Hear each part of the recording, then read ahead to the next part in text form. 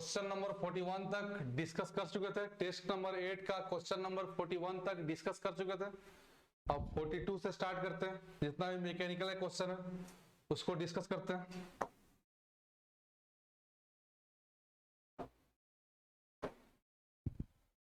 तो question number 42 test number 8, kinematic viscosity is equal to. अब viscosity क्या था, अगर हम बात करें डायनेमिक विस्कोसिटी का, तो shear stress is directly proportional to rate of shear strain या वेलोसिटी ग्रेडियंट। और यहां से जो म्यू निकला tau upon D U by D Y, इसको बोलते हैं वेलोसिटी ग्रेडियंट। यहां जो म्यू दिख रहा है इसको बोलते हैं डायनेमिक विस्कोसिटी। अगर इसका यूनिट का बात करें तो स्ट्रेस का यूनिट न्यूटन पर मीटर स्क्वायर, यू क्या वेलोसिटी है और वेलोसिटी का यूनिट मीटर पर सेकेंड हो गया, और डी वाई यानी वाई डिस्टेंस है उसका हो गया मीटर। इसको जब सॉल्व करेंगे तो आएगा न्यूटन सेकेंड पर मीटर स्क्वायर। ये है मेरा डायनेमिक विस्कोसिटी। अब यहां बात करते हैं हम लोग, क्वेश्चन में क्या पूछा गया, काइनामेटिक विस्कोसिटी। इसको दिखाते हैं न्यू से, और न्यू इज इक्वल टू होता है dynamic viscosity upon density of liquid चाहे डेंसिटी ऑफ फ्लूइड। तो चेक करते हैं यहां से। तो ऑप्शन नंबर है क्या, डायनेमिक विस्कोसिटी अपॉन डेंसिटी, तो ऑप्शन नंबर ए ही करेक्ट हो जाएगा। अगर इसका यूनिट का थोड़ा बात करें तो एक डायनेमिक विस्कोसिटी का यूनिट क्या आता है, newton second upon metre square, और डेंसिटी होता है केजी पर मीटर क्यूब, क्योंकि डेंसिटी लेता है mass by volume. Density is equal to mass upon volume, और मास का यूनिट केजी और वॉल्यूम का यूनिट मीटर क्यूब। अब इसको सॉल्व करेंगे तो newton second upon metre square into metre cube upon KG. अच्छा, न्यूटन को हम लोग थोड़ा सा ब्रेक करते हैं। न्यूटन क्या है, F इक्वल टू एम है, और मास का हो गया केजी, और एक्सीलरेशन का हो गया मीटर पर सेकेंड स्क्वायर। इतना बड़ा जो यूनिट है इसी को लिखते हैं छोटा सा न्यूटन। तो जब न्यूटन को ब्रेक करेंगे तो न्यूटन की जगह लिख सकते हैं हम लोग केजी मीटर पर सेकेंड स्क्वायर, ये हो गया न्यूटन का वैल्यू, और second into metre cube upon metre square into KG. अब यहां से देखते हैं, तो मीटर स्क्वायर यहाँ है, यहाँ मीटर क्यूब है, तो 1 मीटर यहाँ बच जाएगा। केजी से केजी कैंसिल हो गया, और सेकेंड से सेकेंड कैंसिल हो गया, मिला क्या, मीटर स्क्वायर पर सेकेंड। ये किसका यूनिट है, SI unit of kinematic viscosity का। और थोड़ा इसको सीजीएस में अगर चेंज करें तो सीजीएस यानी मीटर को सेंटीमीटर में कन्वर्ट करना होगा। अगर आपसे पूछा जाए, पूछ ले कभी 1 मीटर स्क्वायर पर सेकेंड इक्वल टू, अगर इसको सीजीएस में चेंज करें तो 1 इंटू 10 का पावर 4 सेंटीमीटर स्क्वायर पर सेकेंड हो जाएगा, क्योंकि 1 मीटर इक्वल टू 100 सेंटीमीटर होता है, और यहाँ स्क्वायर के फॉर्म में है, यहाँ 1 मीटर स्क्वायर करेंगे तो ये हो जाएगा 10 का पावर 4 सेंटीमीटर स्क्वायर, और इसको बोलते हैं हम लोग स्टॉक।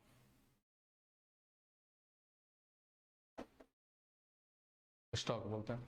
तो ये 1 मीटर स्क्वायर पर सेकेंड इक्वल टू 10 का पावर 4 स्टॉक। और स्टॉक क्या है, CGS unit of kinematic viscosity. तो ये रहा विस्कोसिटी के बारे में complete knowledge. Question number 43, 1 poised is equivalent. अब पॉइस किसको बोलते हैं, तो जब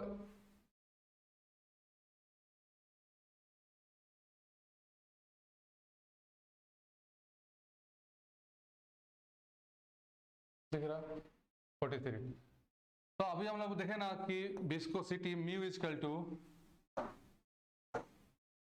म्यू जो मेरा था डायनेमिक विस्कोसिटी आया था न्यूटन सेकेंड पर मीटर स्क्वायर, इसका यूनिट आया था। इसको जब सीजीएस में कन्वर्ट करते हैं तो न्यूटन, फोर्स का सीजीएस यूनिट क्या होता है? फोर्स का एसआई यूनिट तो न्यूटन हो गया, सीजीएस यूनिट होता है डाइन।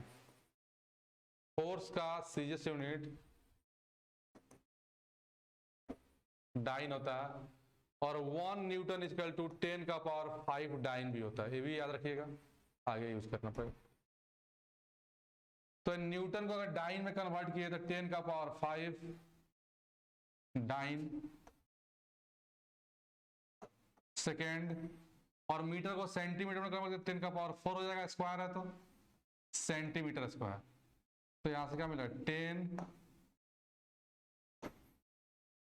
डाइन सेकेंड पर सेंटीमीटर स्क्वायर, इसी को बोलते हैं पॉइस। पॉइस। अब यह क्वेश्चन क्या है, 1 पॉइस इज इक्विवेलेंट। अब 1 पॉइंट्स का वैल्यू पूछ रहा, तो पॉइस किसको बोला, डाइन सेकेंड पर सेंटीमीटर। अब यहाँ डाइन दिया हुआ नहीं है, तो डाइन मतलब क्या, थोड़ा सा और इसको एक्सप्लेन करते हैं फोर्स को।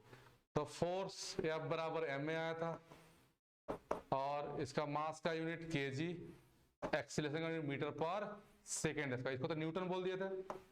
अगर इसको हम सीजीएस में कन्वर्ट करें तो क्या होगा, केजी का सेंटीमीटर और पर सेकेंड स्क्वायर, इसी को बोलते हैं डाइन।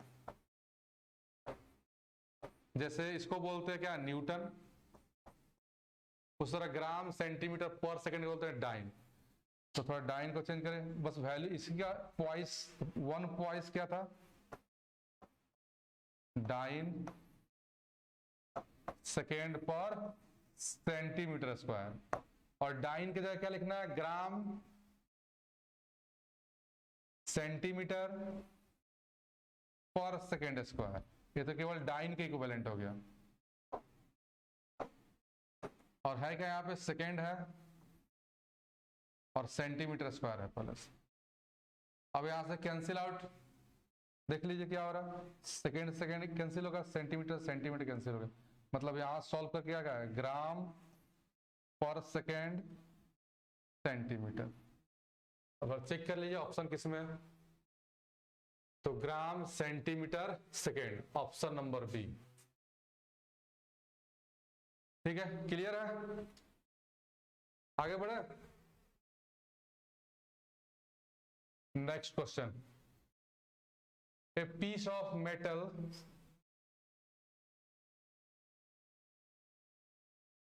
देखिए क्वेश्चन नंबर, अच्छा 44 बाकी रखे ना, क्वेश्चन नंबर 44 देखते हैं। गेज प्रेशर पूछा जा रहा है ना, गेज प्रेशर थोड़ा देख लेते हैं पहले।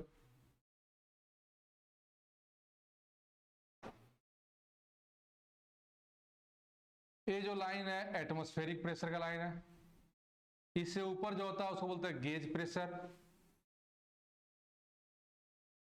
और इसके नीचे होता है उसको वैक्यूम प्रेशर बोलते हैं।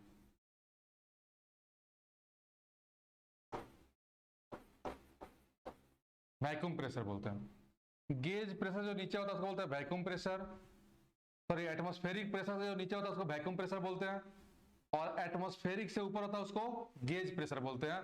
और गेज प्रेशर को हमेशा पॉजिटिव से दिखाते हैं, और वैक्यूम प्रेशर को हमेशा निगेटिव से दिखाते हैं। अगर रेफरेंस लाइन है इसको बोलते हैं एब्सोल्यूट प्रेशर लाइन, केवल एब्सोल्यूट लाइन है। अब यहां से देखिए, तो अगर देखा जाए तो इस पॉइंट से अगर यहां पे कोई प्रेशर मेजरमेंट करते हैं तो इसी को बोलेंगे एब्सोल्यूट प्रेशर, और इसी रेफरेंस लाइन से अगर इस पॉइंट का ये प्रेशर मेजरमेंट कर रहे हैं तो इसको भी बोलेंगे एब्सोल्यूट प्रेशर है। अगर मेरा रेफरेंस लाइन एब्सोल्यूट लाइन है, वहां से किसी भी पॉइंट का अगर प्रेशर मेजरमेंट करते हैं तो उसको हम लोग बोलते हैं कि एब्सोल्यूट प्रेशर है। अगर मेरा रेफरेंस लाइन एटमॉस्फेरिक लाइन है, तो अगर किसी प्रेशर गेज में अगर वो गेज प्रेशर मेजरमेंट करने वाला डिवाइस है तो उसमें जो रेफरेंस लाइन होगा उसमें जो जीरो दिखा रहा होगा वो एटमॉस्फेरिक प्रेशर को इंडिकेट करता है, और उससे जो भी प्रेशर मेजरमेंट होगा हमेशा पॉजिटिव मेजरमेंट होगा, उसको बोलेंगे गेज प्रेशर डिवाइस है। तो यहां से दिख रहा है कि अगर रेफरेंस लाइन मेरा एब्सोल्यूट है, एब्सोल्यूट लाइन है, तो वहां से अगर किसी भी पॉइंट का प्रेशर मेजरमेंट करेंगे तो उसको बोलेंगे एब्सोल्यूट प्रेशर बोलेंगे।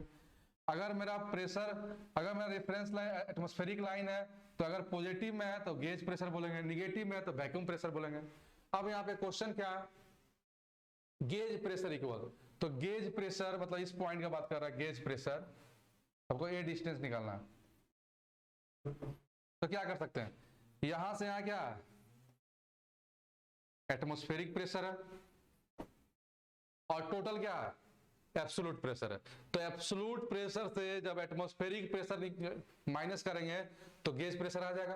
तो गेज प्रेशर का क्वेश्चन पूछा जा रहा है, तो गेज प्रेशर इक्वल टू लिख सकते हैं हम लोग टोटल प्रेशर क्या है एब्सोल्यूट प्रेशर माइनस ए डिस्टेंस क्या है एटमॉस्फेरिक प्रेशर। तो गेज प्रेशर इक्वल लिख सकते हैं absolute pressure minus atmospheric pressure. तो ऑप्शन नंबर बी यहां पे दिख रहा है कि वो करेक्ट हो जाएगा, ऑप्शन नंबर बी करेक्ट है, absolute pressure minus atmospheric pressure. Question number 45,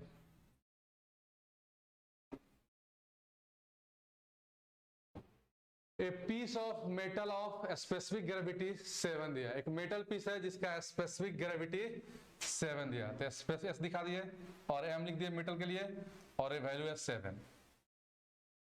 float in a mercury, mercury में फ्लोटिंग कर रहा, तो उसका स्पेसिफिक ग्रेविटी मतलब मरकरी का स्पेसिफिक ग्रेविटी दिया हुआ 13.6। What fraction of the volume is under the mercury. अच्छा, वॉल्यूम का रेशियो पूछा जा रहा है कितना होगा। तो पहले क्या करते हैं, इसको कन्वर्ट करते हैं डेंसिटी में, तो डेंसिटी देंगे क्योंकि स्पेसिफिक ग्रेविटी क्या होता है, स्पेसिफिक ग्रेविटी का थोड़ा स्पेसिफिक ग्रेविटी जो होता है दिख रहा है, स्पेसिफिक ग्रेविटी होता है density of liquid upon density of standard liquid. तो यहाँ पर लिक्विड के लिए स्टैंडर्ड वाटर होता है और गैस के लिए स्टैंडर्ड फ्लूइड जो होता है वो एयर लेते हैं। तो अगर डेंसिटी निकालना होगा तो उसको स्पेसिफिक ग्रेविटी को हम लोग डेंसिटी ऑफ वाटर से मल्टीप्लाई कर देंगे, दैट मींस 1000 से, तो वैल्यू आ गया 7000 kg पर मीटर क्यूब। उसी तरह डेंसिटी ऑफ मरकरी क्या हो जाएगा 13.6 इंटू 1000 ऑफ हो जाएगा kg पर metre cube.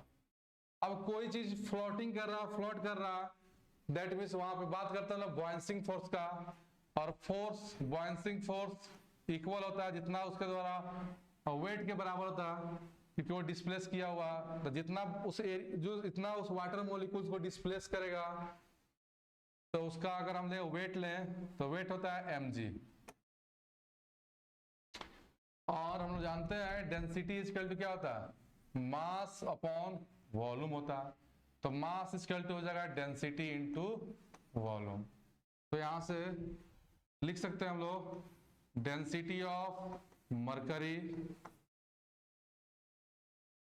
Into volume of mercury into G is equal to density of metal volume of metal into G. नहीं होता ना, यहां वैल्यू पुट करें तो फोर्स का वैल्यू क्या आएगा रो भी जी, और दोनों को इक्वेट कर दिए सिंपल। और यहां से क्वेश्चन पूछा जा रहा है किसके लिए, तो देखते हैं वैल्यू पुट करते हैं, ये क्या है 13600, ये तो जी कैंसिल हो जाएगा, इसलिए volume of mercury is equal to 7000 into volume of metal piece. तो क्या आ जाएगा volume of mercury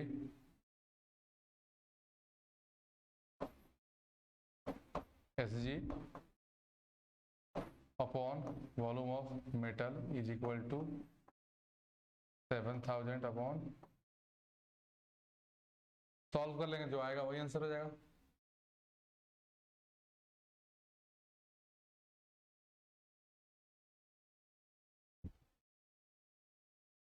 seventy by 136 तो डिवाइड कीजिए।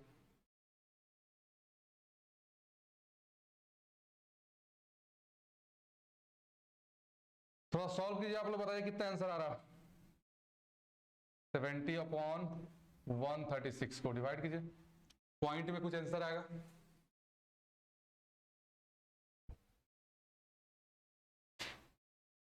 जीरो 0.514 तो 15 ऑप्शन नंबर सी हो जाएगा। 0.515 है और आया 0.517 तो ऑप्शन नंबर सी करेक्ट हो जाएगा। क्लियर है, आगे बढ़े, समझ में आ रहा आप लोगों को? दोनों को इक्वेट किया है ना, क्योंकि अगर उसमें फ्लोट कर रहा है तो जितना जितना वो उसका वेट होगा बॉडी का उतना ही ना उस मॉलिक्यूल्स को डिस्प्लेस किया होगा, तो इसलिए वेट और उस फोर्स को इक्वल कर दिया, बॉयंसिंग फोर्स को।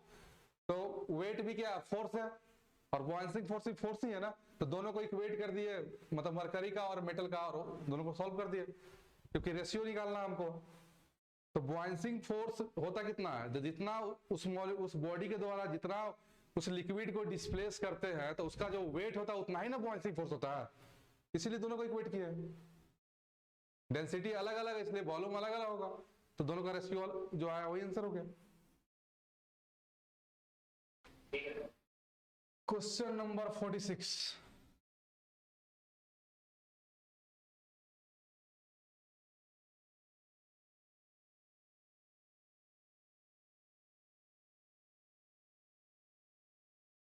देख रहा है क्वेश्चन 46।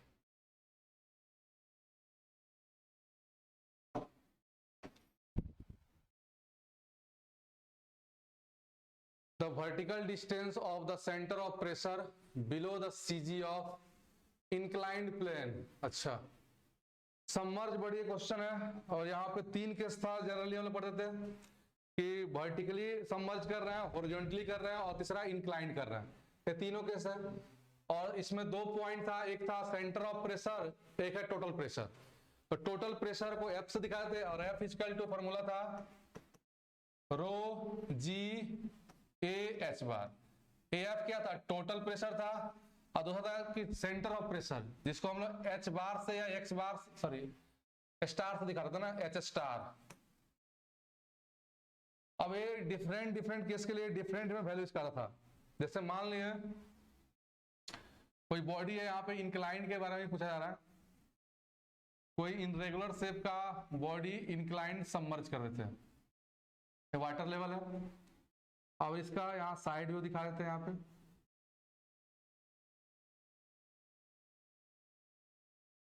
पे मानते बॉडी और एक कुछ एंगल से थीटा एंगल पे, तो ये थीटा एंगल से जब किसी बॉडी को सबमर्ज किए हैं तो यही केस है ना। अब वर्टिकल डिस्टेंस निकालना है किसके लिए, इंक्लाइंड प्लेन पे ना, इंक्लाइंड प्लेन के लिए बात कर रहा है। ये इसका सीजी है और सीजी से जो डिस्टेंस है, अगर इसको एक्स बार मान लेते हैं, अच्छा यहाँ पे एच बार के टर्म में नहीं है, यहाँ पे जो दिया हुआ है, यहाँ पे क्वेश्चन में थोड़ा क्लियर नहीं किया कि कौन क्या है।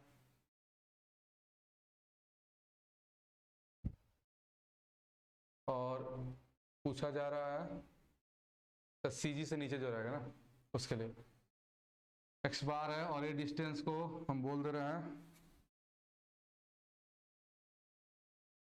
इसको एक्स बार नहीं लेते हैं, यहाँ पे वाई बार यूज कर लेते हैं। और सीजी से जो डिस्टेंस है इसको बोल देते हैं चलिए एक्स बार, और यहाँ से जो डिस्टेंस है उसको रहने देते हैं एच स्टार ही रहने देते हैं, और पूछ रहा है कि डिस्टेंस हमको निकालना है, कि डिस्टेंस चाहिए। तो सिंपल सा इक्वेशन से सॉल्व कर सकते हैं हम लोग। इसको मिटा ही देते हैं ना। अच्छा देखिए देखिए यहाँ पे बात कर रहे हैं एच स्टार का, सेंटर प्रेशर का। तो इंक्लाइंड केस में आई जी अपॉन ए एच बार, यहाँ एच बार नहीं एक्स बार होगा, A X bar sine square theta plus X bar होता है। इक्वेशन था फ्री सरफेस से सेंटर ऑफ प्रेशर का डिस्टेंस, फ्री सरफेस से सेंटर ऑफ प्रेशर का डिस्टेंस था I G upon A H bar sine square theta plus X bar. और यहाँ वैल्यू पूछा जा रहा है इस दोनों के बीच में, तो एक्स बार को माइनस कर देते हैं, तो डिफरेंस निकालना है, तो हो जाएगा H star minus X bar is equal to I G upon A X bar sine square theta. तो ऑप्शन नंबर ए है ना आई जी, अच्छा आई जी को सी जी लिखा हुआ, आई सी जी मतलब सेंटर ऑफ ग्रेविटी का moment of inertia sine square theta upon A H bar, यानी ऑप्शन नंबर ए करेक्ट हो जाएगा। अगर वर्टिकली सबमर्ज करते तो उस समय फॉर्मूला होता है, इंक्लाइंड अगर नहीं है तो उस केस में एच स्टार इक्वल टू होता है आई G upon A X bar plus X बार। आई जी यानी क्या, moment of inertia about centroidal axis, ठीक है। और ए तो एरिया ऑफ द बॉडी हो गया, और एक्स बार क्या, सी जी से फ्री सरफेस का डिस्टेंस है। तो ये 3 केस था, उसमें से एक केस का क्वेश्चन है। Question number 47, venturimeter is used to measure flow of fluid in pipe when pipe is, अच्छा वेंचुरीमीटर तो डिस्चार्ज मेजरमेंट करता है, और वो किसी भी एंगल पे लगा सकते हैं, मतलब हॉरिजॉन्टल भी हो सकता है, वर्टिकल भी हो सकता है, इंक्लाइंड भी हो सकता है। तो इसके लिए आंसर जो है in any position, option number D correct हो जाएगा। अगर थोड़ा बात करें वेंचुरीमीटर का,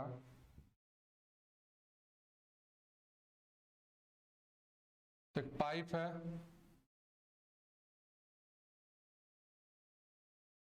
और इसका डिस्चार्ज मेजरमेंट करने के लिए मैंने कहा वेंचुरीमीटर लगा रहा है।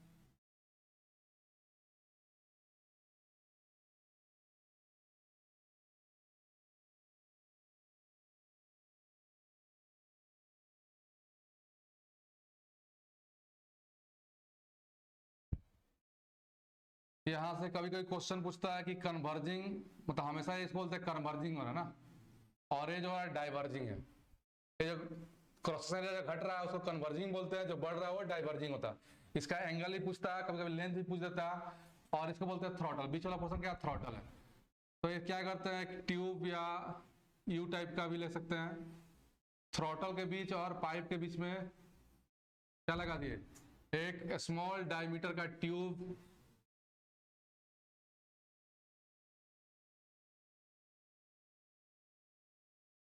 या ये यू ट्यूब भी हो सकता है।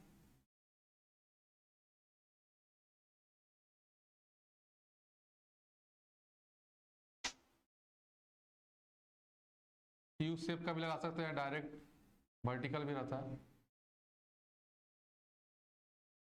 और इसके अंदर पहले से कोई एक हेवी डेंसिटी का लिक्विड रहता है ट्यूब के अंदर,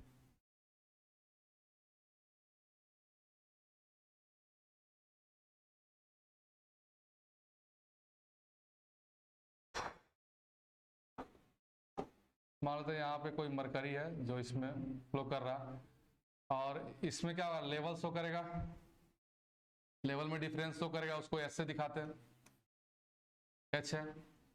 और इसे हम लोग डिस्चार्ज मेजरमेंट करते हैं, क्यू इक्वल टू फॉर्मूला होता है सी डी A1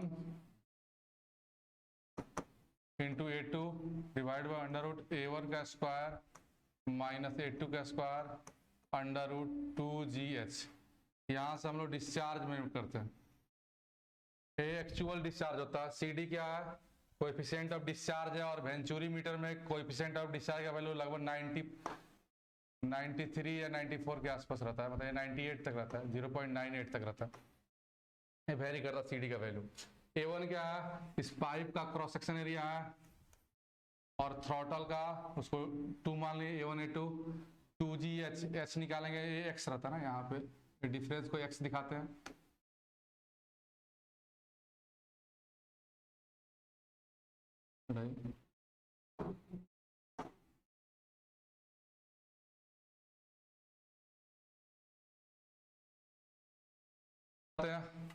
और इसमें पुट करते हैं, यहाँ से डिस्चार्ज मेजरमेंट करते हैं, और ए किसी भी एंगल पे हो सकता है, इसलिए इस क्वेश्चन के लिए तो आंसर हो चुका है एनी पोजीशन। इसमें भी थोड़ा ध्यान रखिएगा, इसका एंगल लगभग 5 to 7 डिग्री रहता है, नहीं इसका डाइवर्जिंग का एंगल ना, इसका कम होता है, इसका ज़्यादा होता है एंगल, और लेंथ भी कन्वर्जिंग कम रहता है, डाइवर्जिंग का ज़्यादा रहता है। इससे भी क्वेश्चन कभी कभी पूछ देता है। तो इस क्वेश्चन के लिए जो आंसर हो जाएगा वो एनी पोजीशन पे हो जाएगा, किसी भी पोजीशन पे आप अप्लाई कर सकते हैं। क्वेश्चन नंबर 48,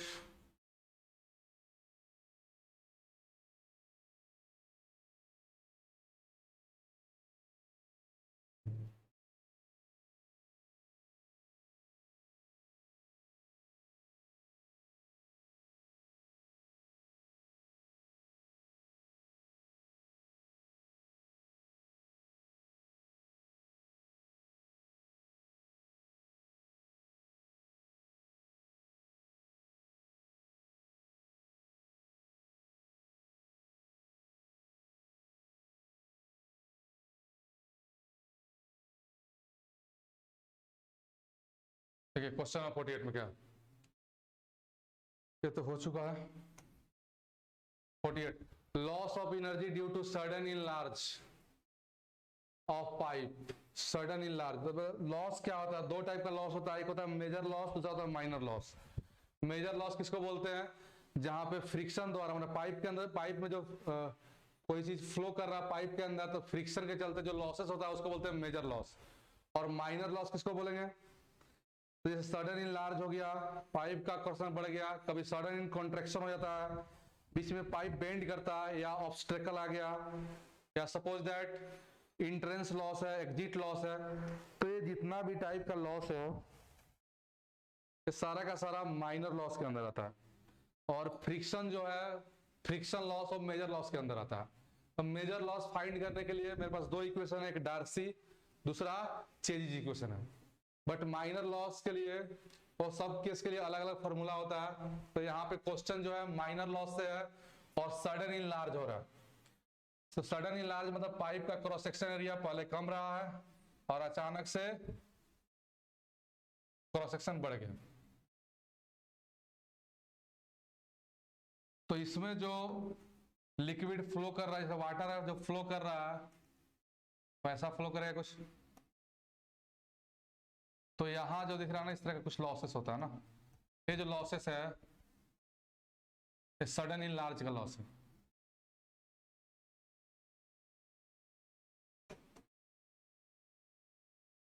फ्लो कर रहा है, और इसका जो हेड लॉस होता है सडन इनलार्ज में, उसका फॉर्मूला है head loss in sudden enlarge V1 minus V2 का whole square upon 2G।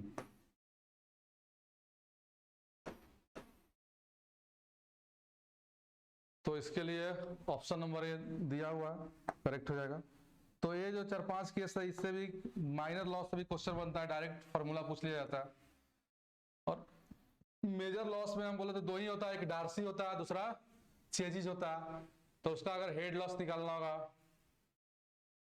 Due to friction तो 4FL V square D into 2G होता है। ये किसका होता है, डार्सी इक्वेशन है।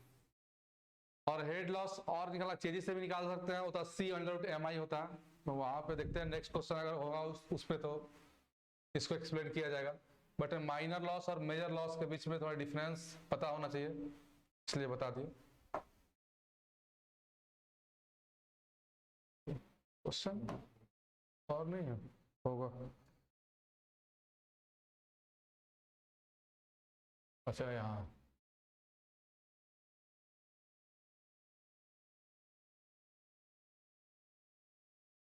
तो इसका तो हो गया 48 हो गया। अब क्वेश्चन नंबर 49 बहुत बड़ा हो गया, देखिए। अच्छा प्रेडल नंबर पूछा जा रहा है, तो ये क्या होता है? तो ये 4-5 नंबर है, इससे अक्सर क्वेश्चन पूछा जाता है, थोड़ा सा ध्यान रखिए।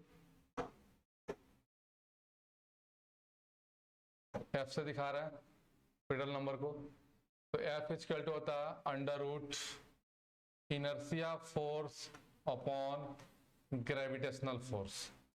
तो फ्रेडल नंबर है तो एफ के बाद क्या आता है अल्फाबेट में? जी आता है। तो एफ जी या इनर्शिया फोर्स तो सबके लिए कॉमन है।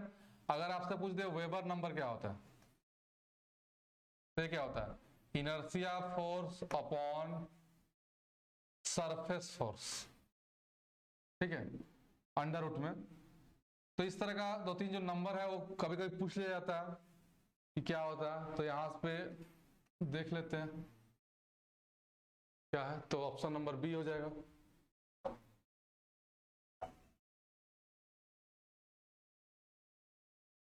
और viscous force by inertia force क्या होता है? रेनॉल्ड्स नंबर होता है। इनर्शिया फोर्स होगा हमेशा, इनर्शिया ऊपर होगा। Inertia force upon viscous force होता है, रेनॉल्ड्स नंबर होता है। ये वेबर नंबर होता है। एक मैक नंबर भी होता है, वो क्या होता है? Under root inertia force upon elastic force होता है। तो ये 4-5 नंबर है जिसको आप लोग याद रखिए। इससे डायरेक्ट क्वेश्चन को सॉल्व भी कर सकते हैं, उससे दूसरा इक्वेशन भी फाइंड आउट हो जाएगा। बट यहाँ पे जो ऑप्शन नंबर बी ही करेक्ट हो जाएगा, क्योंकि पूछा जा रहा है प्रेडल नंबर और होता है under root inertia force upon gravitational force.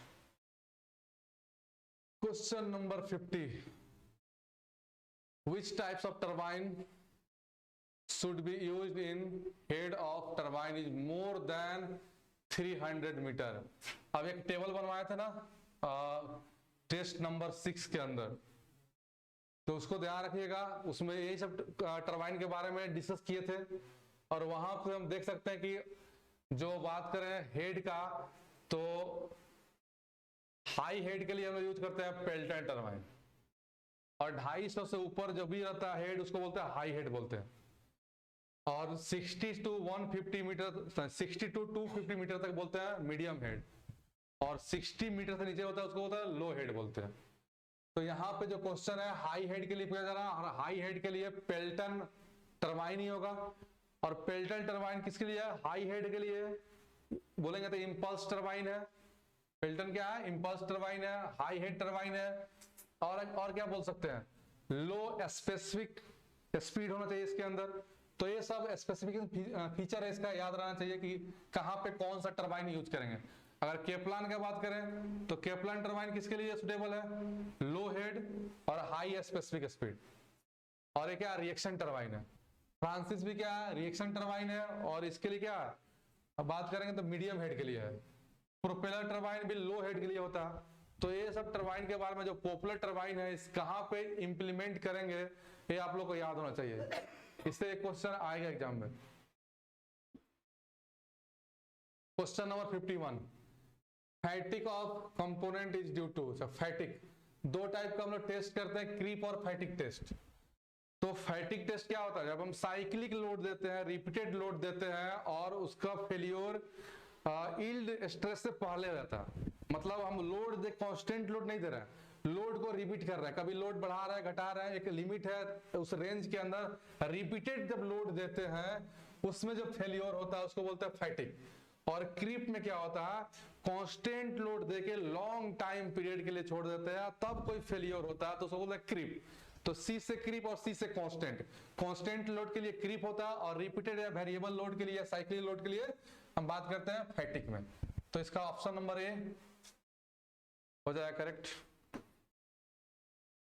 Question number 52, the power transmission by a belt is maximum when maximum tension in the belt. अब मैक्सिमम टेंशन का बात कर रहा है और बेल्ट में पावर का ट्रांसमिशन कैसे होगा? जैसे दो पुली है, एक ड्राइवर होता है और दूसरा होता है ड्रिवन। दो पुली है, दोनों को कनेक्ट कर दिए हम लोग बेल्ट से। ड्राइवर में पावर कहां से आ रहा है? इंजन से। और ड्रिवन में कहा जा रहा है? ये ड्राइवर द्वारा ड्रिवन को घुमाया जा रहा है ना। अगर ये इंजन शाफ्ट से कनेक्ट है, अगर ये क्लॉकवाइज घूम रहा है, इसको बोलते हैं ओपन बेल्ट ड्राइव, तो ये भी क्लॉकवाइज ही घूमेगा। एक होता है क्रॉस बेल्ट ड्राइव, तो क्रॉस बेल्ट ड्राइव में डायरेक्शन क्या होता है? अपोजिट हो जाता है।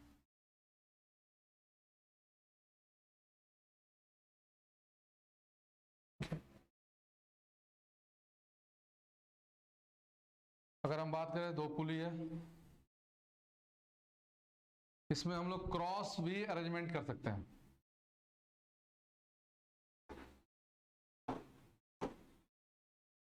इसको बोलते हैं क्रॉस बेल्ट ड्राइव।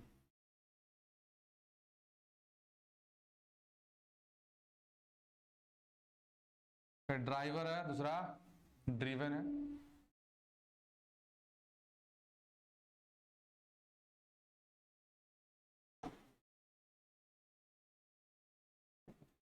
अगर एक क्लॉकवाइज घूमेगा तो दूसरा एंटी क्लॉकवाइज घूमेगा।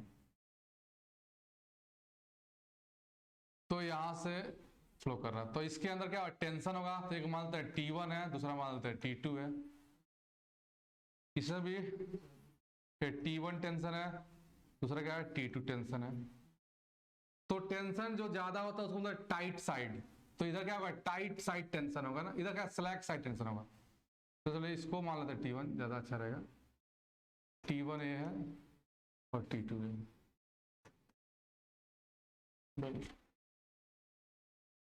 ये होगा tight side,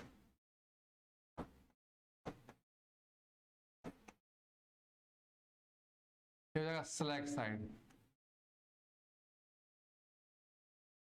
slack side driver है ना, तो ड्राइवर बेल्ट को खींचेगा, तो बेल्ट को खींचेगा तो नीचे वाला बेल्ट क्या हो जाएगा? टाइट हो जाएगा। यहाँ का डिलीवरी करेगा, इसके पास तो कोई पावर है नहीं, बेल्ट ही इसको घुमा रहा, तो इधर का बेल्ट थोड़ा लूज होता है, इसलिए उसको बोल दिए हम स्लैक साइड। उसको दिखा रहा है T2 से। और T1 क्या है? यहाँ पे दिखाया था T1 is greater than T2। T1 T2 क्या है? टेंशन को इंडिकेट कर। टेंशन क्या होता है? फोर्स होता है, फोर्स को ही इंडिकेट कर। उसी तरह इसमें भी क्या है? T1 टाइट कौन हो जाएगा? T1, इसको T1 बोलते हैं। T1 है और ये T2 है, तो T1 क्या हो जाएगा? टाइट साइड टेंशन हो जाएगा, T2 क्या? Slack side tension. अब यहां से क्वेश्चन पूछता है कि लेंथ ऑफ बेल्ट क्या होगा? दोनों में अगर पूछे आपसे कि ओपन बेल्ट और क्रॉस बेल्ट में लेंथ ऑफ बेल्ट किसका अधिक होगा, तो बोले क्रॉस बेल्ट ड्राइव का लेंथ ऑफ बेल्ट ज्यादा होगा कंपेयर टू ओपन बेल्ट। अब आते हैं क्वेश्चन पे। क्वेश्चन यहाँ पे मैक्सिमम कंडीशन के लिए पूछा जा रहा है कि power transmission of the belt of the maximum. तो पावर ट्रांसमिशन क्या होता है? पावर होता क्या है? अगर पावर पे आए तो पावर इक्वल टू होता है वर्क बाय टाइम से। अगर देखेंगे तो वर्क बाय टाइम भी लिख सकते हैं, ये भी पावर होता है। वर्क क्या होता है? Force into displacement upon time. और डिस्प्लेसमेंट बाय टाइम क्या होता है? वेलोसिटी। तो फोर्स इनटू वेलोसिटी भी पावर ही है। और फोर्स यहाँ क्या? टेंशन के रूप में।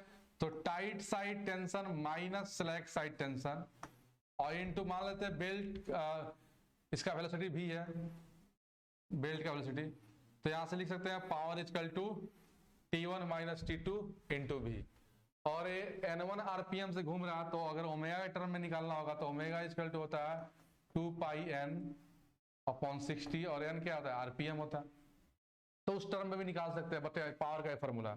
अब यहाँ पे पूछा है कि मैक्सिमम कंडीशन क्या होगा, और मैक्सिमम कंडीशन में इक्वेशन क्या बनेगा? Power transmission by the belt maximum when the maximum tension in the belt compare to, अच्छा सेंट्रीफ्यूगल टेंशन के, सेंट्रीफ्यूगल क्यों बोल रहा है? रोटेट करेगा तो बेल्ट का अपना मास होगा, बेल्ट का अपना मास होगा तो बाहर की तरफ एक फोर्स लगेगा जिसको बोलते हैं हम लोग centrifugal force.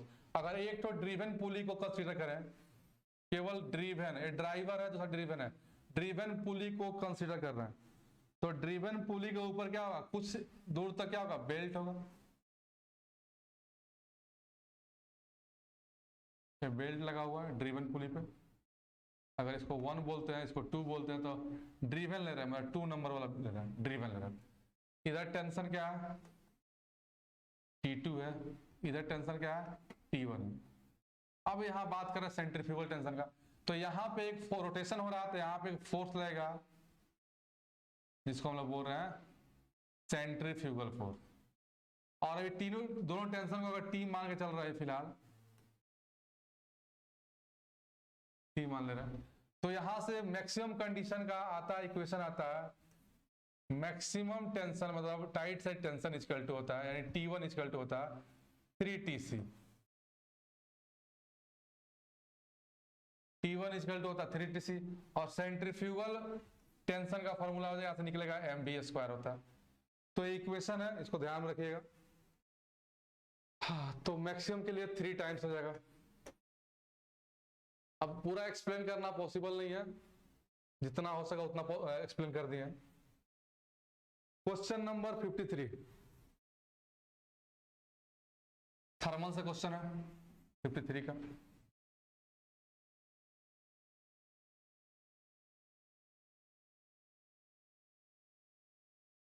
The critical temperature for water is, critical temperature किसको बोलते हैं,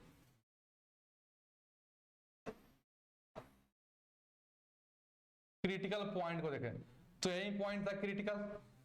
अगर हम बात करें टीएस डायग्राम में, तो टीएस डायग्राम में पॉइंट क्या क्रिटिकल है, एक ऐसा पॉइंट है, इधर क्या लिक्विड रीजन था, इधर वेपर रीजन है, इधर लिक्विड प्लस वेपर रीजन है।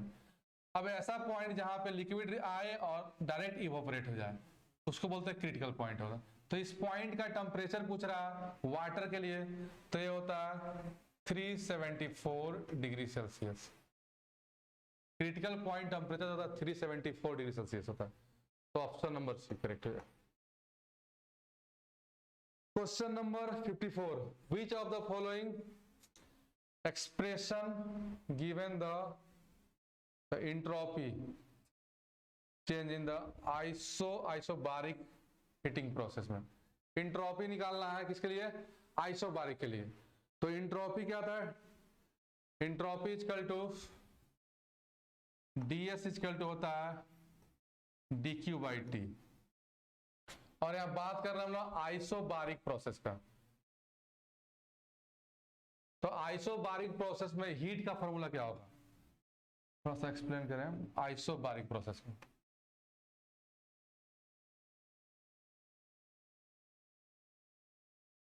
ठीक है, आइसोबारिक प्रोसेस में क्या होता है, प्रेशर कांस्टेंट होता है। और यहां से गैस लॉ का बात करें तो PV इक्वल टू mRT, जो पहले बता चुके हैं। और इस प्रोसेस में प्रेशर क्या है, कांस्टेंट है, तो लिख सकते हैं mRT/P is equal to constant. ये तो इक्वेशन हो गया। और हीट के बारे में बात करते हैं, फर्स्ट लॉ ऑफ थर्मोडायनामिक्स क्या था, तो उससे पहले थोड़ा वर्क निकाल लेते हैं। पहले वर्क क्या होगा इस आइसोबारिक प्रोसेस में, तो वर्क इक्वल टू होता है PdV, और यहां से P तो कांस्टेंट है, तो P बाहर हो गया, और dV का V हो गया, कहां से 1 से लेके 2 थे, तो P V2 माइनस V1। ये वर्क का फॉर्मूला है। अब आते थोड़ा फर्स्ट लॉ ऑफ थर्मोडायनेमिक्स पे।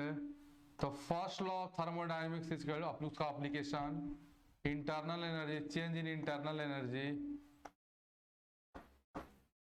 Plus work done. अब इसको थोड़ा सॉल्व करते हैं, तो U2 माइनस U1 प्लस ये हो गया P V2 माइनस V1। अब इसको थोड़ा सॉल्व करें, क्या हो जाएगा U2 minus U1 plus P V2 minus P V1। अब P तो कांस्टेंट है, तो P कांस्टेंट है तो P को हम लोग लिख सकते हैं P1 is equal to P2 is equal to P3 is equal to P, कुछ भी लिख सकते हैं। तो यहाँ P2 लिख दिए, यहाँ पे P1 लिख दिए। अब अरेंज करते हैं।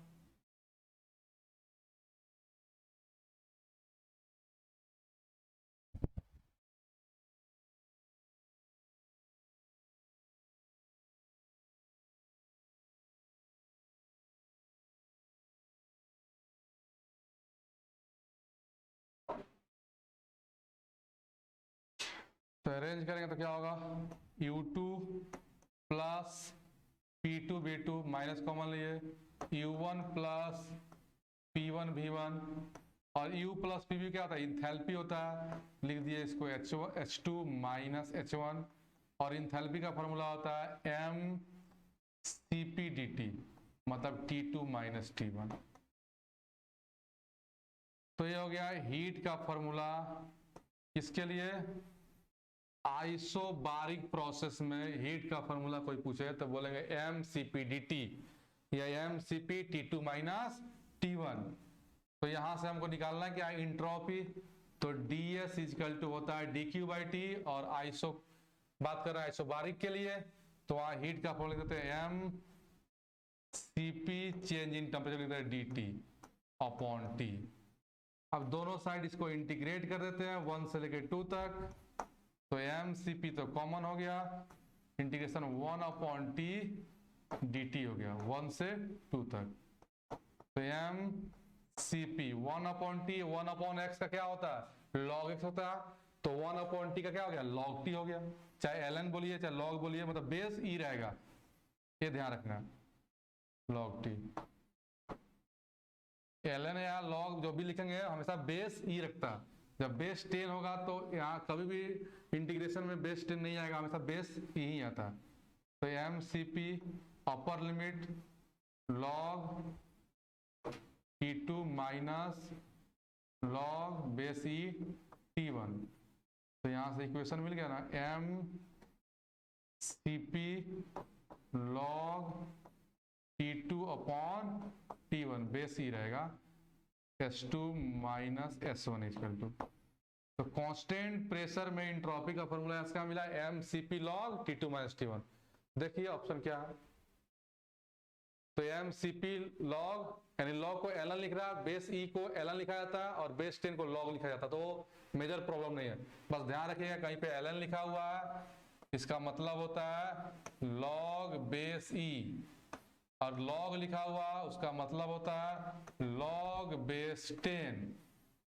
कैलकुलेटर में भी देखिएगा दो ठो log का की दिया हुआ, एक ln लिखा हुआ एक जगह और एक जगह log लिखा हुआ। log जहां लिखा हुआ उसको 10 का बेस है, ln जहां लिखा हुआ e का बेस है। तो ऑप्शन नंबर 1 करेक्ट हो गया। कहीं पे कोई डाउट है इस क्वेश्चन में, नहीं समझ में आया तो पूछिए, कुछ प्रॉब्लम है तो। पहले दिखाया कि आइसोबारिक प्रोसेस में हीट का फॉर्मूला क्या होता है, उसी हीट को यहाँ पुट किए और उसको जब सॉल्व किए तो इक्वेशन आया इंट्रोपी का mCp log T2 by T1। चलते हैं तो नेक्स्ट क्वेश्चन में, अगर डाउट नहीं है तो।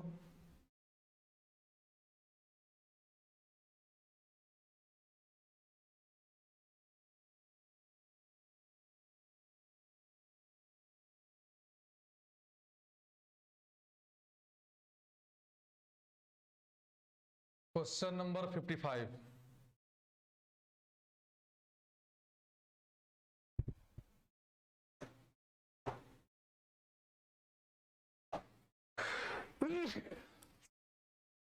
Sorry, question number 55, second law of thermodynamics defined as. तो इंट्रोपी को डिफाइन करते हैं, सिंपल सा क्वेश्चन है, बार बार कितना बार आ चुका है। तो इंट्रोपी किसमें आता है, सेकेंड लॉ ऑफ थर्मोडायनेमिक्स से इंट्रोपी आता है। सेकेंड लॉ में दो स्टेटमेंट था, एक था क्लॉसियस, दूसरा केल्विन प्लैंक्स। क्लॉसियस स्टेटमेंट में क्या है, हीट पंप और रेफ्रिजरेशन। क्लॉसियस स्टेटमेंट से जो डेवलप हुआ मशीन है उसको बोलते हैं हीट पंप और रेफ्रिजरेशन। और केल्विन प्लैंक्स पे क्या डेवलप हुआ, हीट इंजन। तो कभी ये भी क्वेश्चन पूछ सकता है। और सेकेंड लॉ से मिलता क्या हमको, इंट्रोपी। इंट्रोपी क्या होता, तो रैंडमनेस ऑफ मॉलिक्यूल्स को दिखाता। सबसे अधिक इंट्रोपी किसका होगा, गैस का। अगर हम बात करें सॉलिड लिक्विड गैस में, तो सबसे अधिक इंट्रोपी किसका होगा, गैस में, क्योंकि गैस का मॉलिक्यूल के साथ बॉन्डिंग और डिस्टेंस ज्यादा रहता है ना, तो हीट देंगे तो इंट्रोपी बढ़ेगा, इंट्रोपी बढ़ेगा तो रैंडमनेस बढ़ेगा। तो उसका कोलिजन ज्यादा होने लगेगा। उससे कम होता है लिक्विड में और सबसे कम होता है सॉलिड में। और एंट्रोपी इक्वल टू होता है dq अपॉन t। और इसको सॉल्व किए आइसोबारिक प्रोसेस में तो इक्वेशन मिल गया हमको mCp log T2 by T1। तो अलग अलग प्रोसेस के लिए अलग अलग एंट्रोपी का इक्वेशन आएगा। जैसे आइसोथर्मल के लिए क्या होगा, एडियाबेटिक के लिए 0 होगा एंट्रोपी, थोड़ा ध्यान रखिएगा, चेंज इन एंट्रोपी एडियाबेटिक में 0 होता। हाँ, क्वेश्चन ऑफ 56 तो ये तो सैंड मोल्डिंग है ना। सैंड मोल्डिंग, तो मोल्डिंग कैसे करते हैं, तो पहले हम लोग कास्टिंग प्रोसेस होता है ना, क्या करते हैं मेटल को पिघलाते हैं फर्नेस के अंदर, और वो मोल्टेन मेटल को कहाँ लेते हैं, कैविटी बना, कैविटी में। कैविटी कहाँ बनता है, तो देखिए दो डिवाइस होता है ना, एक फाउंड्री शॉप होता है, उस फाउंड्री शॉप के अंदर दो अलग अलग पार्ट में हम लोग क्या करते हैं कैविटी बनाते हैं। कैविटी यानी शेप, जैसे मान लेते बचपन में हम लोग मिट्टी खेलते थे ना, तो डिफरेंट डिफरेंट शेप का घोंसला बनाया, कभी कुछ बनाया, तो वही यहाँ पे बनता है, जिसमें हम लोग मोल्टन मेटल को क्या करते हैं फील करते हैं, और उससे कास्टिंग होता है। कास्टिंग मतलब क्या, मेटल को मेल्ट करके किसी कैविटी के अंदर डाल देना, उसी को बोलते हैं हम लोग कास्टिंग। तो इस माना सैंड का बना हुआ है कास्टिंग है, सैंड में बहुत कुछ मिक्स रहता है, और उसमें हम लोग क्या करते हैं एक पैटर्न लेते हैं। पैटर्न यानी जैसे सपोज दैट हमको इस मार्कर का शेप का कोई ऑब्जेक्ट बनाना है मेटल का, तो एक पहले इसका पैटर्न तैयार किए, या तो मेटल का पैटर्न तैयार किए या बोल सकते हैं वुड का पैटर्न तैयार किए, और उस पैटर्न तैयार करने के बाद इसको कहाँ ले गए फाउंड्री सब कैविटी में, और कैविटी में इसको रख के पूरा हैमरिंग करके एक ऐसा क्या किए इसमें शेप डेवलप किए, इस तरह का शेप डेवलप किए। एक पूरा खाली जगह है, ये अंदर क्या पूरा सैंड है, ये चारों तरफ इसका सैंड रहता है और बीच में खाली है। तो ये इस शेप का डेवलप किए और फिर इस पैटर्न को निकाल लिए, और पैटर्न जब निकालेंगे तो कुछ इस तरह का शेप मिलेगा, जिस शेप का हमको ऑब्जेक्ट बनाना है, और उसी शेप में हम लोग मोल्टेन मेटल को फील करते हैं। अब मोल्टेन मेटल को फील करते हैं, गेटिंग सिस्टम रहता है, गेटिंग सिस्टम के थ्रू मोल्टेन मेटल को फील करते हैं इस कैविटी के अंदर। और जब मोल्टेन मेटल यहाँ पे फील होगा कुछ टाइम के बाद क्या हो जाएगा सॉलिड हो जाएगा, तो फिर इस कैविटी को तोड़ के उस प्रोडक्ट को निकाल लेते हैं, इसको बोलते हैं कास्टिंग प्रोसेस। पहला चीज, अब कास्टिंग प्रोसेस में दो अगर अरेंजमेंट का बात करें हम, कॉम्प्लिकेटेड बॉडी है तो ये बॉक्स तीन बॉक्स का बनाते हैं। अगर थोड़ा सा सिंपल पैटर्न है, सिंपल ऑब्जेक्ट है, तो दो ही बॉक्स में हो जाता है। ऊपर वाला बॉक्स को कोप बोलते हैं और नीचे वाला ड्रैग बोलते हैं, मतलब CD, बस याद रखिए। ऊपर वाला क्या है कोप है, नीचे वाला क्या है ड्रैग है।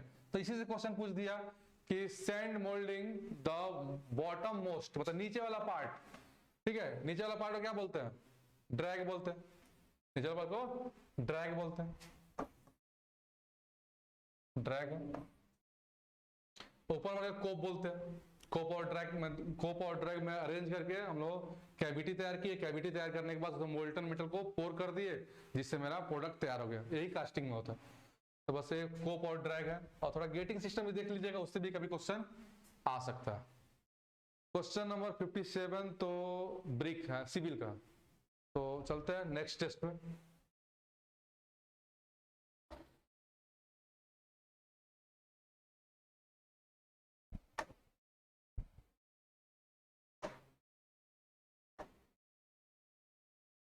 अब टेस्ट नंबर 9 है,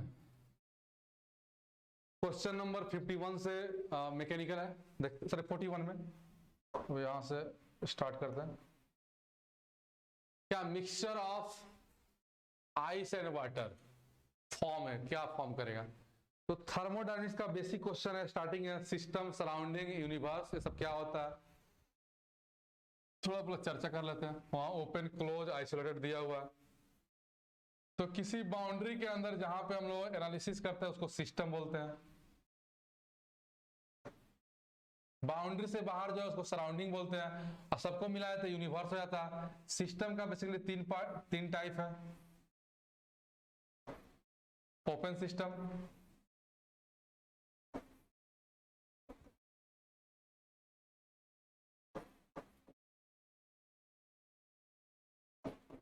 क्लोज सिस्टम,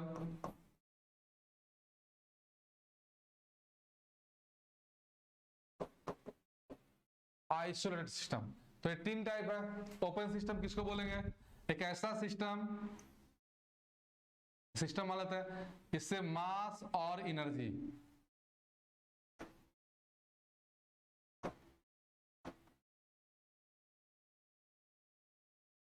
दोनों का अगर ट्रांसफर हो रहा है किसी सिस्टम से, मास और एनर्जी दोनों का ट्रांसफर होता है, उसको बोलते हैं हम लोग ओपन सिस्टम। क्लोज सिस्टम जिसमें एनर्जी का ट्रांसफर हो,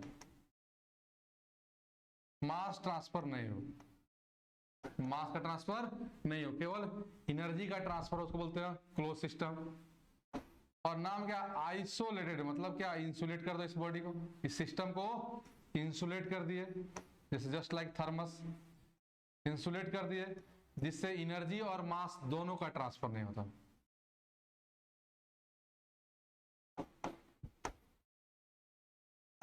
एनर्जी और मास दोनों का ट्रांसफर नहीं होता, उसको बोलते हैं आइसोलेटेड सिस्टम।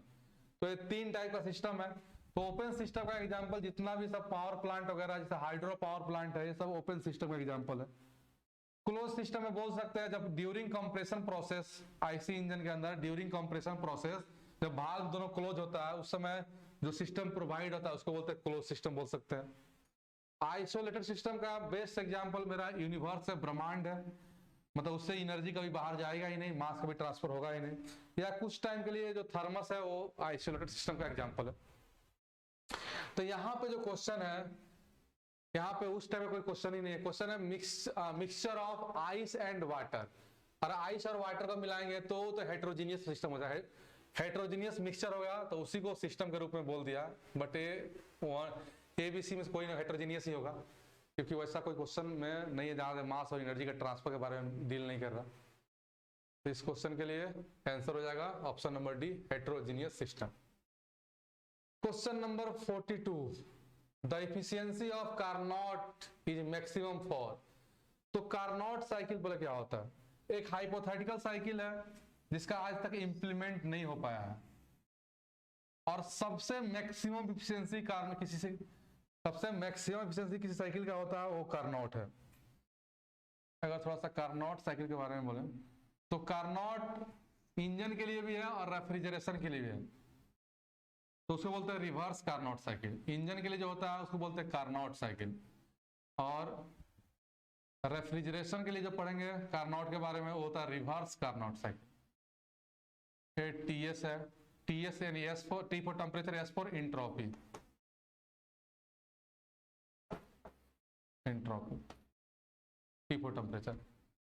और यहां बात करते हैं पीवी डायग्राम का, प्रेशर वॉल्यूम डायग्राम। इसके बाद मुझे कार्नोट के बारे में करना है, कार्नोट में चल रहा ना,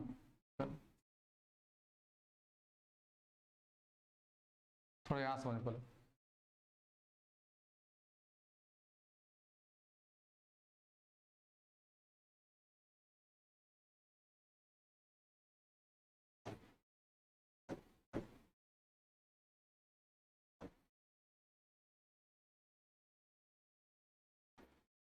वन से टू प्रोसेस में क्या दिख रहा है कि इंट्रोपी कांस्टेंट है। वन से टू में इंट्रोपी मतलब S1 is equal to S2 है। टू से थ्री में दिख रहा है हमको टेम्परेचर कांस्टेंट है, मतलब T2 is equal to T3 है।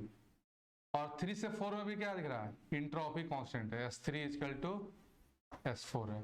और फोर से वन में temperature constant T4 is equal to T1 है। तो वन से टू प्रोसेस क्या बोलेंगे? Isentropic compression. इंट्रोपिक कांस्टेंट तो बोलेंगे आइसेंट्रोपिक। और यहां समझेंगे कंप्रेशन में क्या होता है? वॉल्यूम घटता है और प्रेशर बढ़ता है। तो अगर बोल दें वन है, चलिए डायग्राम बना ही लेते हैं इसका।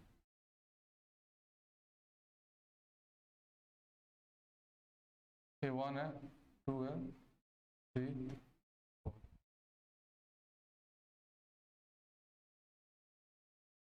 तो वन से टू प्रोसेस यहां दिख रहा है कि इंट्रोपी कांस्टेंट है। यहां क्या दिख रहा है कि प्रेशर उसका बढ़ रहा है, वॉल्यूम घट रहा है। यहां पे जो वॉल्यूम है V1 है, इस पॉइंट पे जो वॉल्यूम है वो V2 है।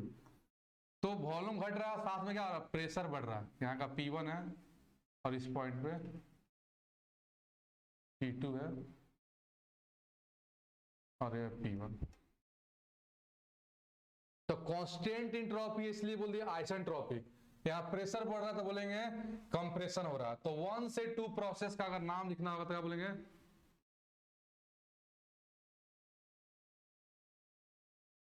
Isentropic compression. आइसेंट्रोपिक कंप्रेशन हो रहा है। 2 से 3 में क्या दिख रहा है? टेम्परेचर कांस्टेंट है और हीट का एडिशन हो रहा है, तो बोलेंगे आइसोथर्मल आइसोथर्मल। प्रेशर बढ़ रहा है तो कंप्रेशन ही बोलेंगे। हीट एडिशन, तो क्या हो रहा है? Isothermal compression heat addition. 2 से 3, 3 से 4 फिर से एंट्रोपी कांस्टेंट है और इस बार दिख रहा है ना वॉल्यूम बढ़ रहा है, वॉल्यूम बढ़ रहा है, तो इसको बोलेंगे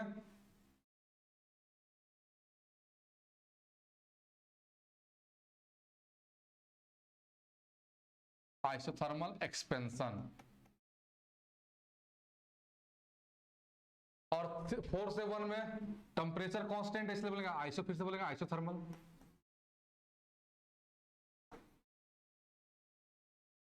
हीट रिजेक्शन भी हो रहा है,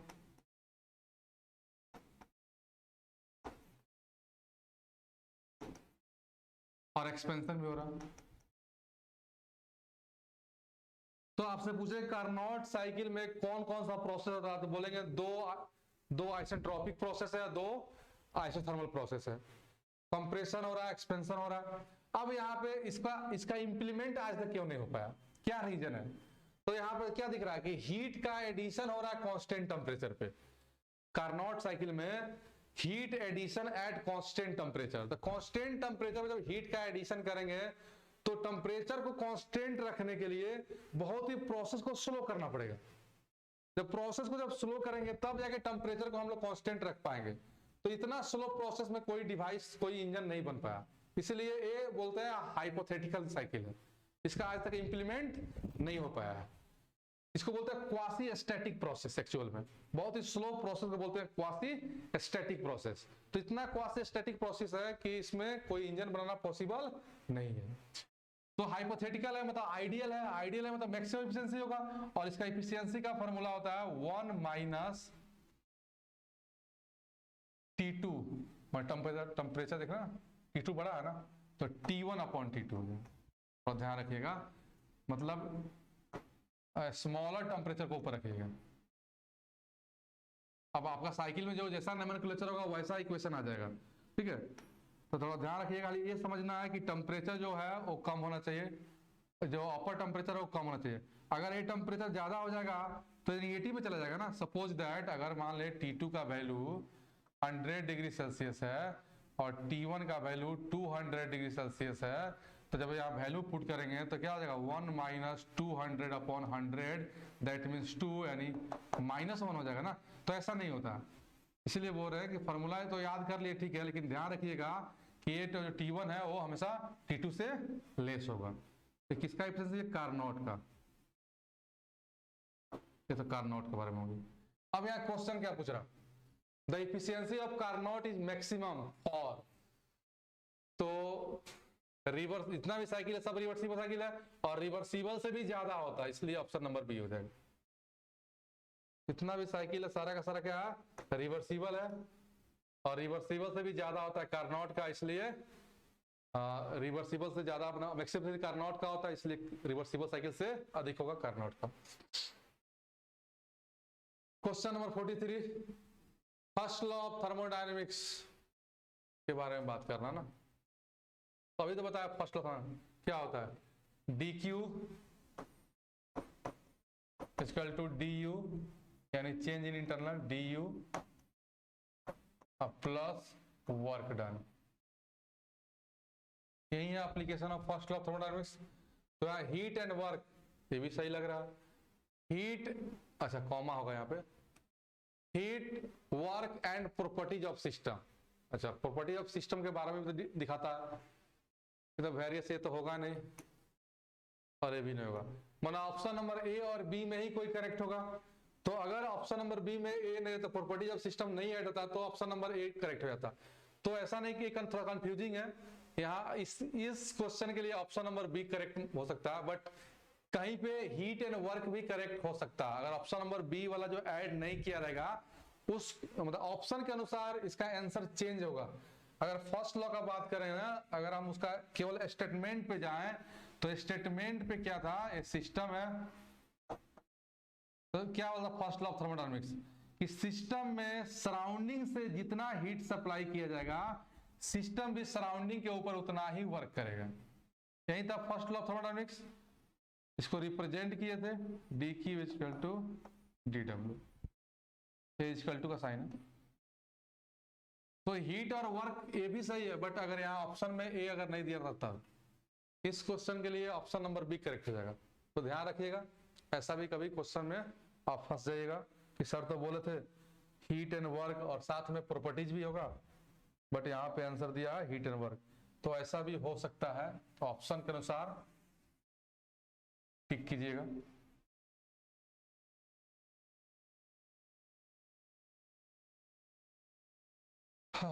question number 44, the work done in the expansion of gas from volume V1 to V2 under constant pressure। अभी तो थोड़ा देर पहले बताया था ना, कांस्टेंट प्रेशर पे वर्क डन क्या होता है, वर्क इक्वल टू होता है पीडीवी, और प्रेशर कांस्टेंट है तो सिंपल सा इसको इंटीग्रेट कर देते हैं 1 से 2 तक। प्रेशर कांस्टेंट है इसलिए हो गया डीवी 1 से 2 तक, यानी W equal to P V2 minus V1। यही है वर्क डन का इक्वेशन। तो P V2 minus V1, option number B. Question number 45, the area below the PV diagram non flow process. अच्छा, क्लोज सिस्टम के बारे में बात करें। नॉन फ्लो बोले तो क्लोज सिस्टम, फ्लो बोले तो ओपन सिस्टम। तो नॉन फ्लो में पीवी डायग्राम क्या होता है, एरिया अंडर द कर्व क्या होता है, वर्क डन होता है। Area under the curve work done होता है। Question number 46, in an isothermal process, मतलब टेम्परेचर कांस्टेंट। आइसोथर्मल मतलब टेम्परेचर कांस्टेंट। क्या होगा आइसोथर्मल प्रोसेस, इंटरनल एनर्जी कितना होगा। अभी बोल रहे इंटरनल एनर्जी का फॉर्मूला होता है, अगर U2 माइनस U1 का बात करें इंटरनल एनर्जी, ये होता है M CV T2 minus T1। ये होता है इंटरनल एनर्जी का फॉर्मूला। और आइसोकोरिक प्रोसेस में हीट और इंटरनल एनर्जी बराबर होता है क्योंकि वर्क डन 0 होता है। ये भी क्वेश्चन पूछ लेगा। अब यहाँ पे क्या आइसोथर्मल का पूछ रहा है ना, ये तो फॉर्मूला हो गया। अब आइसोथर्मल,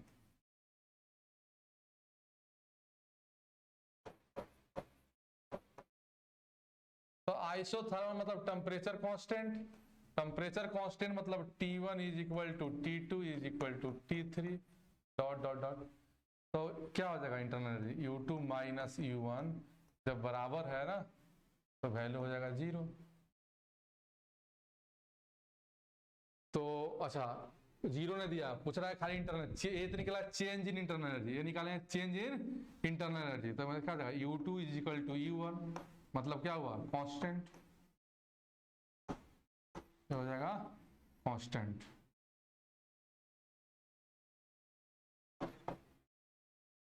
कांस्टेंट तो remains constant, option number D. अब question number 47, the internal energy of perfect gas depend upon. तो इंटरनल किस पे डिपेंड करता है, ओनली टेम्परेचर पे डिपेंड करता है। इंटरनल एनर्जी हमेशा टेम्परेचर का ही फंक्शन है और टेम्परेचर पे ही केवल डिपेंड करेगा। तो question number C, option number C correct हो जाएगा। किसी क्वेश्चन में डाउट है, अभी तक इतना ही बताया, आगे चले। तो क्वेश्चन नंबर 48 समझ में आ रहा है ना, जो भी एक्सप्लेन कर रहे हैं समझ में आ रहा है कि नहीं, नहीं आ रहा तो आप लोग पूछ सकते हैं, ठीक है। अब question number 48,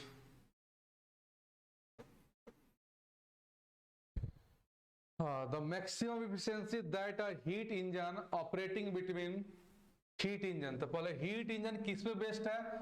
second law of thermodynamics, और सेकेंड लॉ ऑफ थर्मोडायनेमिक्स में दो स्टेटमेंट है, उस दोनों में किस में बेस्ड है हीट इंजन? तो केल्विन प्लैंक्स पे। ध्यान रखिएगा इस चीज को, एक क्वेश्चन आ सकता है। ये सोर्स है, सिंक है, और बीच में क्या है? Heat engine.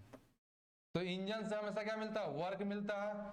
सोर्स क्या सप्लाई करेगा? हीट सप्लाई करेगा, और सिंक में क्या जाएगा? हीट जाएगा। इसका टेम्परेचर को T1 मान लेते हैं सोर्स का, और इस टेम्परेचर को T2 मान लेते हैं। अब क्वेश्चन पे आते हैं।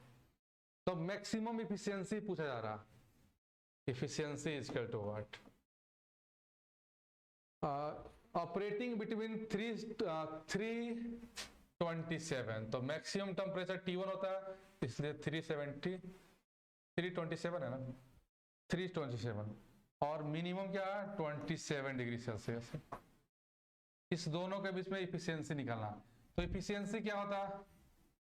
Output upon input. आउटपुट क्या मिल रहा है? वर्क। इनपुट क्या दे रहा है? Heat supply. अच्छा, यहां से जब एनर्जी को बैलेंस करेंगे तो input is equal to output होता है। तो इनपुट क्या है? Q1। Q1 कहां आ रहा है? हीट इंजन में। इंजन से क्या मिल रहा है? W प्लस लॉस हो रहा है Q2 के रूप में, तो W प्लस Q2। तो W इज इक्वल टू यहां से क्या हो जाएगा? Q1 minus Q2। अगर वैल्यू यहां पुट करते हैं, Q1 minus Q2 upon Q1, इसको थोड़ा सॉल्व करते हैं। तो Q1 upon Q1 minus Q2 upon Q1, solve करेगा 1 माइनस Q2 अपॉन Q1। ये तो टर्म आएगा हीट के टर्म में। अगर टेम्परेचर के टर्म में बात करें तो क्या हो जाएगा? एफिशिएंसी अगर इन टर्म्स ऑफ टेम्परेचर, तो 1 माइनस T2 अपॉन T1। यहाँ पुट कर देंगे, यहाँ से एफिशिएंसी का वैल्यू मिल जाएगा। तो T1 कितना? तो पहले यूनिट भी चेंज करना है। T1 इज इक्वल टू, हमेशा यूनिट चेंज कीजिएगा, नहीं तो रिजल्ट हमेशा गलत आएगा। केल्विन में, SI यूनिट क्या होता है टेम्परेचर का? केल्विन होता है, तो केल्विन में चेंज करना है। तो 600 केल्विन हो गया। T2 का बात करें तो 27 प्लस 273 आ गया 300 केल्विन, और इस फॉर्मूला में पुट कर दीजिए, आंसर आ जाएगा। 1 माइनस T2 कितना? 300, T1 कितना? 600, 1 माइनस 1/2, दैट मीन्स 1/2 मतलब 50%, 0.5। जब परसेंटेज में कन्वर्ट करना होगा तो 100 से मल्टीप्लाई करेंगे और आ जाएगा 50%। अच्छा, 1/2 ही दिया हुआ, ठीक है, तो ऑप्शन नंबर सी होगा। तो क्वेश्चन आज यहीं तक रहने देते हैं, नेक्स्ट क्लास में आगे इसको कंटिन्यू किया जाएगा। और जो भी डाउट हो रहा है तो आप लोग पूछिए। अभी जनरल इंजीनियरिंग के पर्पस नहीं पढ़ा रहा है, इसलिए ज़्यादा डिटेल नहीं जाने की कोशिश कर रहे हैं। तो इसको थोड़ा सा ध्यान से देखिएगा, क्योंकि इसका भी वेटेज है, और आप लोग का जो रिजल्ट बनेगा, ब्रांच पेपर तो सब कोई पढ़ रहा, जनरल इंजीनियरिंग भी बहुत बड़ा फैक्टर है रिजल्ट आपका क्लियर करने में। तो इसको भी आप लोग इग्नोर मत कीजिए और ध्यान से दीजिए, देखिए और इसको पढ़िए। कहीं डाउट है तो पूछ लीजिए क्वेश्चन, ठीक है। मिलते हैं नेक्स्ट क्लास में।